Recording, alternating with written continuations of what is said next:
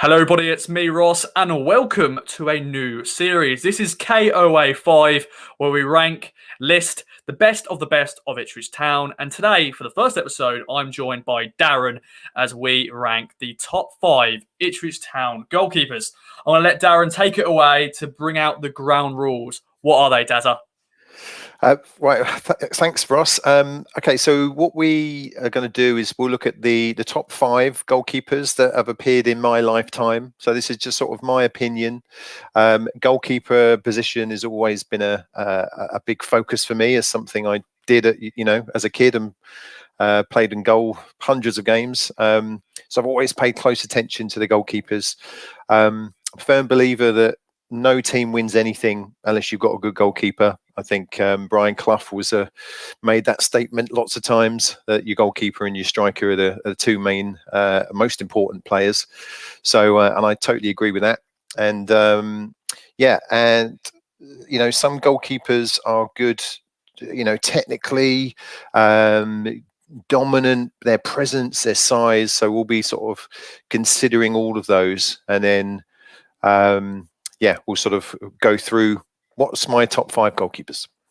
Sounds good. And we're going to chuck some honourable mentions first, though, because it is hard just to pick just 5. And of course, goalkeepers, we've not had as many as maybe other clubs have had, but we've had loan, goalkeepers. We've had players who may have only played a few games. One player I'm going to bring out straight away for my honourable mention is Mike Pullett, who, of course, played that one game in the East Anglian derby against Norwich. And he's always remembered for that one. But over to you. Chuck out some first honourable mentions. Yeah, well, there's 2 players that were before my kind of time as being a supporter, but they were both, good servants to the club and also helped us win things. So we got Laurie Savell, who was sort of at the club, local guy, at the club for more than 10 years, but he was also at the club at the same time as Paul Cooper. So he spent most of his time just sort of watching from the stands. And then Roy Bailey as well, who was a goalkeeper for the 1962 Sir Alf Ramsey Division 1 Championship team. So obviously, as I said, no team wins anything without a goalkeeper. So he obviously would have been, a top level goalkeeper at the time. And then we've got other people who said we've had loads of good lone goalkeepers. And some not so good. Probably if we shout out to our most expensive goalkeeper and still our top club signing is Matteo Sereni. Not that I rated him as one of our best goalkeepers, but he should be mentioned because he's our most expensive signing. Then we've got people like Neil Alexander, who was a goalkeeper, but obviously Rangers also thought he was very good, so he only stayed with us for half the season, and then we sold him to make a profit. And the other one that I'm was really disappointed and sad to see go was Shane Supple. Shane, I thought obviously he was part of the under-18s FA Cup youth winning side, which you did such an excellent sort of documentary on. And then when he came into the first team, he looked absolutely comfortable, commanding, and had everything. So obviously he was at the club at a pretty dark time under Roy Keane and all that, and he decided he was not happy and was off to do different things. And I think the mark of why people thought he was so good was that he went off and did what he did, worked, played Gaelic football, just totally got away from normal football. And then I think at some point he decided to come back and started playing semi-pro, and then got an immediate call up to the Irish team. So even then, even after being out for so long, he was still, seen as such a top quality goalkeeper. So yeah, there's sort of mentions in there and say we've had far too many lone goalkeepers over the years to sort of go through them. But yeah. Can you think of any others yourself? Any kind of, as you were growing up, anyone that you used to like? As you mentioned about, all the loan players, we've had Asmir Begovic, Alex McCarthy, who's playing in the Premier League now, Stephen Henderson, David Stockdale. Once again, they maybe played 6 or 7 games or maybe, a few games, but they still stood out. And you sort of knew in a way, they're probably going to play in the Premier League at some point because they were just young when they came here. Dean Gherkin is one of those where he always was sort of on the fence for a lot of people. They thought he was a Wright. He was a good backup. I think he was, always been a good backup for us. Yeah, yeah, Then he had his solid. moments as well. Yeah, Yeah. solid. Oh, Solid goalkeeper. the one goalkeeper I almost forgot was Scott Loach, who I'm going to do a shout out for, not because he was top game. I think he only played 28 games for us over the couple of seasons, but he was scouted at at Stanway Villa Football Club, who's my old village football team that I played for all of my life until I sort of left school. So yeah, he was picked up from there. So he was a player that I always a few years younger than me, I might add, but because of his connections to Stanway Villa, I thought, yeah, I wanted him to do well. Fair play. Well, that is the honourable mentions. If we've missed anybody, let us know in the comments. But we do have 5 fantastic goalkeepers to talk about. And Dazza, take it away. Number 5, who is it? Number 5. So a goalkeeper who made 88 appearances for us over a couple of seasons, came on a free transfer, got sold for 1.25 million, over $1 million anyway, is Kelvin Davis. I thought he had absolutely everything, solid as they came, could kick the ball, was dominant, could, crossing one-on-ones. I just thought he was a fantastic goalkeeper. And he sort of came in at a time where we'd had Andy Marshall, who is up there amongst one of my worst players for Ipswich, as we've discussed, and Sereni, and sort of filled that void since Richard Wright had left all those years ago in the Premier League. So, yeah, fantastic goalkeeper. And then, very sorry to see him go, but as you know, at the time the club was struggling financially, and it was an offer that they couldn't refuse. So he went up the road to Sunderland. So, and it was great to see him as well. Obviously, I know he ended up at Southampton. He kind of, I think, due to a load of injuries, he was a goalkeeper coach, but then had to play at, in his late 30s, and was just unstoppable. He was amazing when he came back in, and kept several clean sheets, I think. So yeah, Kelvin Davis, fantastic goalkeeper. So yeah, he's my number 5. And of course, a great character. A lot of goalkeepers are great characters, because I think sometimes you have to be a bit mad to be a goalkeeper because of all the jumping around and going for the ball and stuff like that. But that's not a bad trait to have. A good character. And it was definitely that. Number 4, are we going back to a different era, or are we staying maybe a bit closer to home? Yeah, number 4, we're going a little bit later now, so a bit. Some of the younger guys will know who this is. He made 168 appearances for us. He was voted Player of the Year 3 seasons in a row, and twice was the Players' Player, and that, of course, is Bart Berkowski. I always say that wrong, but Bartman. So he single-handedly, I think, is responsible for us not being relegated sooner than we were from the Championship. Another player who came in on a nominal fee, I think, from Notts County. I don't think many fans will have really known or seen much of him. And obviously, the first season or two he was with a few lone goalkeepers and Dean Gherkin, but then went on to establish himself as, I think, definitely the best goalkeeper in the Championship, and probably could have done at Premier League level.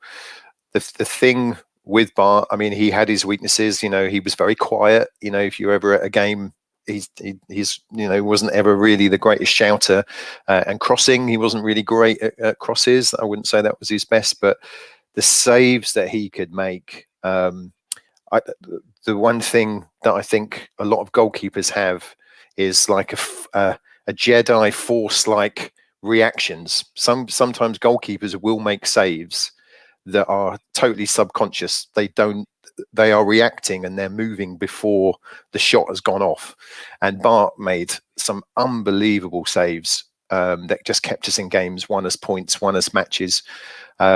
The one that kind of sticks out in my memory is we played a game against Forrest at home, I think it was, and he made sort of 3 saves in a row where they were all fingertip, push it onto the bar, and then the third one the ball was just about to run over the goal line, and he leapt back and managed to flick it away from a striker who was trying to tow it in. Just unbelievable. But if anyone I'm sure everyone now who may watch this will know who Bart is. But if you're bored for 15 minutes, go and find some highlights of Bart saves on YouTube, and they're just phenomenal. He's just a fantastic goalkeeper. Of course, he's known for the beard as well, just like me. Sometimes people think, "Oh, are you Bart? Are you Bart?" But yeah, I do love the beard. And of course, he's doing well at Millwall. Of course, he went they on love him. to go to the World Cup, of course, with Poland, which was a good achievement for him to do that. I think that's what he wanted to, achieve.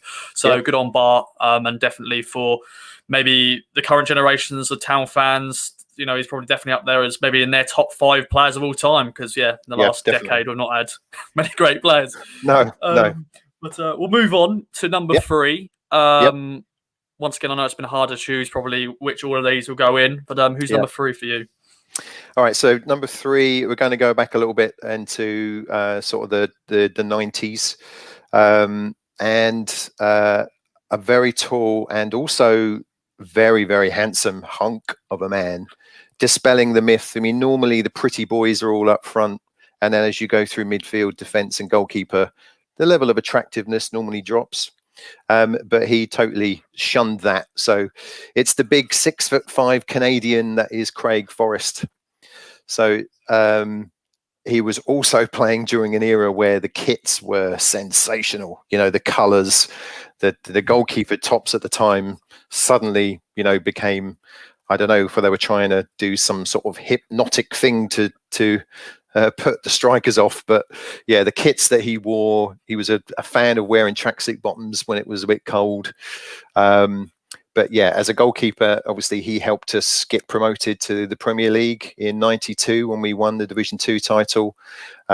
He was a mainstay for the Canadian national team, and he was actually inducted into their Hall of Fame and nominated as sort of the top 11 Canadian players of the century. But he played 263 games for us. So, over 13 seasons, he was in goal for us. So, fantastic servant for the club. Obviously, someone who will be, a hero to a lot of people, having played for us for so long. And just very athletic, the guy. He's 6'5". He's a big unit, but he was very athletic. Very throw himself around everywhere. Diving, catching stuff. He was, tremendous goalkeeper and a fantastic servant to the club. Definitely. Just don't mention the 9-0. I think he doesn't want to get into that. Hopefully that record will be broken at some stage. It's getting closer and closer. Southampton, they're trying their best to break it as well. I think they've had 2 results in there. Yeah, they tried. Yeah. Sorry, Craig, if you're watching. I'm sorry to bring it up, but we had to mention it. But anywho, now, second place, missing out on the top spot. 2 goalkeepers who probably is ranked for a lot of people is the top 2 goalkeepers of all time at the club. But who is number 2 for you? Number 2, one of our own, 298 appearances over 3 sessions or 3 times with the club. People often forget about the third. Is Richard Wright. Wrighty's probably my favourite goalkeeper. He was, I think we're probably similar ages, and I used to just really watch everything he did whenever I went to a game. He would do a thing, and I'd love to speak to him to ask him, but from kickoff, whether it was the start of the game, after a goal, those sorts of things, he would stand on his goal line, and then when the ref blowed his whistle, he would sprint out to the penalty spot and jazz himself up, which I've always assumed was just his way of resetting and getting himself back up for it. But from the age, obviously he came through our academy, got that, made his debut in the last 3 games of the Premier League, and when we got relegated, and then that following season, after the start of the season, he was pretty much our goalkeeper. I don't think he missed a game for 3-4 years, something like that. So ever present, very, very clumsy. We'll all know that he gave away probably more penalties than any of our defenders did if you added them all up together. But then he had the ability to be able to then save, a good chunk of the penalties that he faced. And, if you want to take a game to really sum up Richard Wright is a goalkeeper, then you just need to look at the playoff final game against Barnsley, where in that game you saw everything. You saw some unluckiness with a shot that he couldn't reach, hits the crossbar, hits him and goes in. These sorts of unlucky things seem to follow him around. Then he comes rushing out, gives away a penalty, but then steps up, brilliant save. It was a good penalty, but a brilliant save to save that penalty. And then when we're, was it 3-2, I think, with a few minutes to go, Barnsley are piling balls into the box and crosses and really putting us under pressure. And a cross comes in, great header, and then somehow he gets a hand up, finger save, and wins us the game. Obviously, Royce had got the glory for going down the end and smashing the fourth in, but if it hadn't been for that save, it would have been 3-3. And God knows then what would have happened if that had gone in. That's not worth thinking about. And so he didn't quite make it at sort of international level. The first game he played for England, he gave away 2 penalties. He did save one, but yeah, just for us, and I've heard him speak about Malcolm Webster as well. So Malcolm Webster obviously was a goalkeeper coach for us and instrumental in Bart's career as well.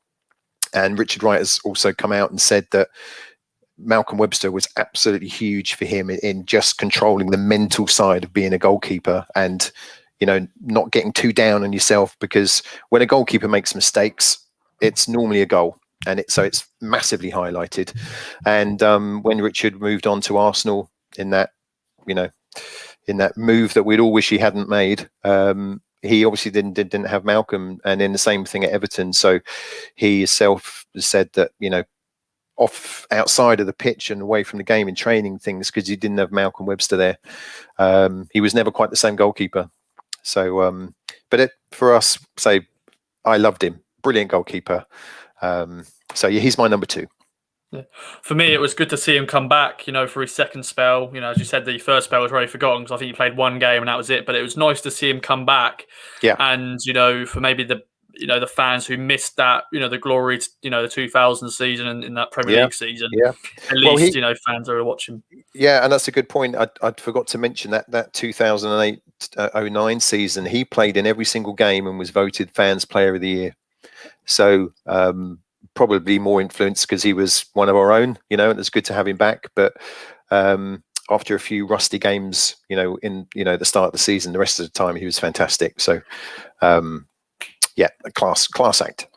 Definitely, and it's a good probably thing with like Jim Magilton signing Richard Wright, a former teammate of his. Yeah, that's probably the only reason maybe why he came back, possibly because he's going to be playing under his good teammate. But Richard Wright is always up there for one of the best goalkeepers we've had, definitely because he's one of our own. Now, number 1, I think everyone probably is going to be guessing who is number 1 because I think it is an obvious reason. It has to be. Even maybe like myself, never watched him play because I wasn't old enough, but I know of him. But number 1, who is it? Yeah, number 1, one of these in the Hall of Fame for the number of times he's played, the 4th highest appearance maker for the club. Quite short for a goalkeeper. He was only 5'11", played 446 games for us over 13 seasons. And that is, of course, Paul Cooper. I am old enough to have seen him play, not many times, but I certainly was at the ground with watching him play in his red Adidas shirt with his left foot kicking. He obviously was in the squad for the greatest, most successful period of Ipswich's history, winning the FA Cup in 78 and UEFA Cup in 81, and in amongst that coming close to winning the league and second, and so he would have played in every single game of those seasons, probably 60 odd games. And as I say, not the biggest of guys, but he could jump. If you ever watch any old footage, crosses coming into the box, and he was there, head and shoulders above everyone. So really, as I said, you can't win anything without a goalkeeper. And the fact that we went on to win so much and be so successful, Paul Cooper would have been absolutely key to all of those things. When you've got, obviously we had everyone knows the squad. It's famous. There's so much flair and drive and desire in those teams. And but yeah, Paul Cooper at the other end. Glorious hair, long locks.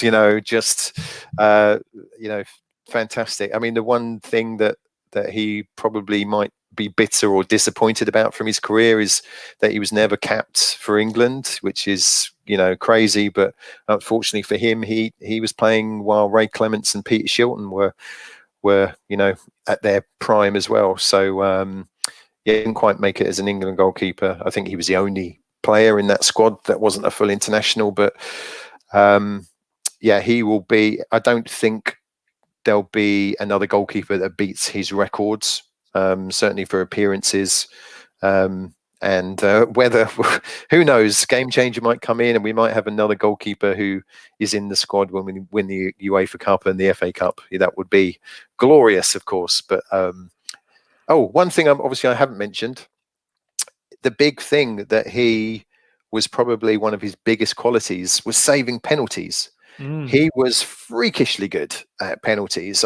I kind of drew up some stats, and it's kind of difficult to get stats from all of those years ago. But in the one season, he faced 7 penalties and he saved 5 of them. And in the following season, he faced 10 penalties and he saved 8. He was incredible.